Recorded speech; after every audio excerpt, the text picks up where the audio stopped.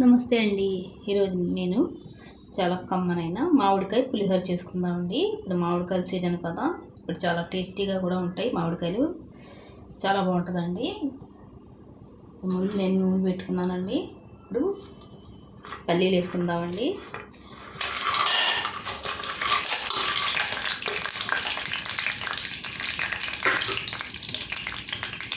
కొద్దిగా వేసుకుందామండి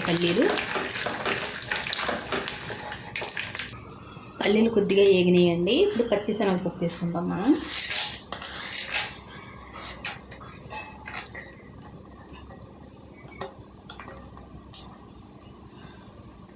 ఇవి కూడా కొద్దిగా వేసుకుందామండి.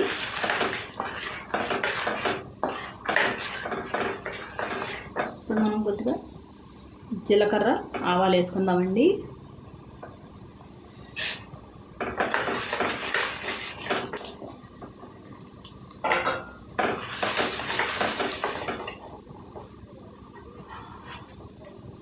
ఎండుమిరపకాయలండి ఒక 5, ఇవి కూడా కొద్దిగా వేసుకుందాం.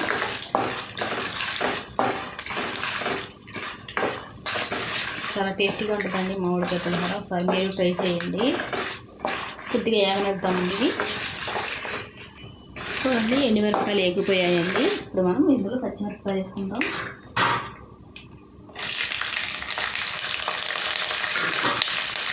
పచ్చిమిరపకాయలు అయితే కొద్దిగా ఎక్కువ వేసుకున్నానండి. చూడండి, పచ్చిమిరపకాయలు కొద్దిగా ఎగిపోయాయండి. ఇప్పుడు మనం కరివేపాకు వేసుకుందాం. ఇందులో కరివేపాకు అయితే 4 రెబ్బలు వేసుకుంటున్నాను నేను. ఎక్కువ వేసుకుంటే బాగుంటుందండి.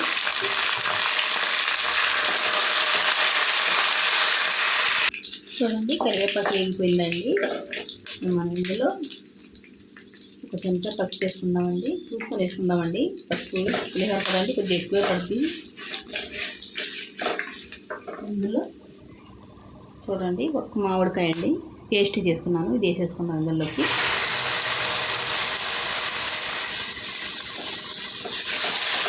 ఇందులోనే కొద్దిగా ఉప్పు వేసేసుకుందామండి, తొందరగా కరిగిపోద్ది ఇందులో వేసుకుంటే. నేను ఆల్రెడీ అన్నంలో కూడా వేసుకున్నానండి. ఈ పులుపు తగ్గట్టు వేసుకుందాం మనం. ఉప్పు మరీ ఎక్కువ వేసుకున్నా ఉప్పుగా అయిపోద్ది. కొద్దిగా వేగాలండి.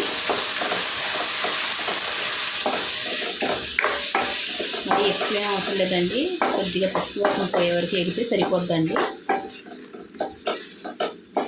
చూడండి ఎంత కలర్ వేసిన చేస్తుందో. చూడండి, కొద్దిగా ఎగిపోయిందండి మామిడికాయ గుజ్జు కూడా. ఇప్పుడు ఇందులో మనం అన్నం వేసుకుందామండి. చూడండి, గిన్నె వేసుకుంటున్నాను నేను.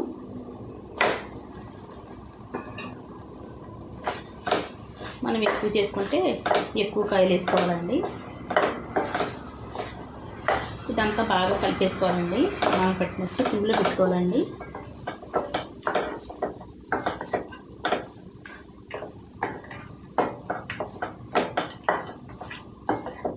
మామిడికాయలు సీజన్ కదండి, ఎలాగైనా వండుకున్నా బాగుంటుంది.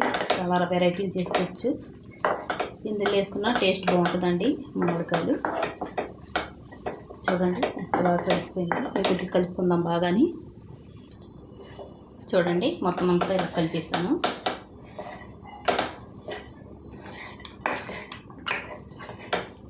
అంతేనండి, కమ్మనైన మామిడికాయ పులిహోర రెడీ అయిపోయిందండి. చాలా టేస్టీగా ఉంటుంది. ఒకసారి మీరు ట్రై చేయండి. ఈ వీడియో నచ్చితే లైక్, షేర్, సబ్స్క్రైబ్ చేసుకోండి.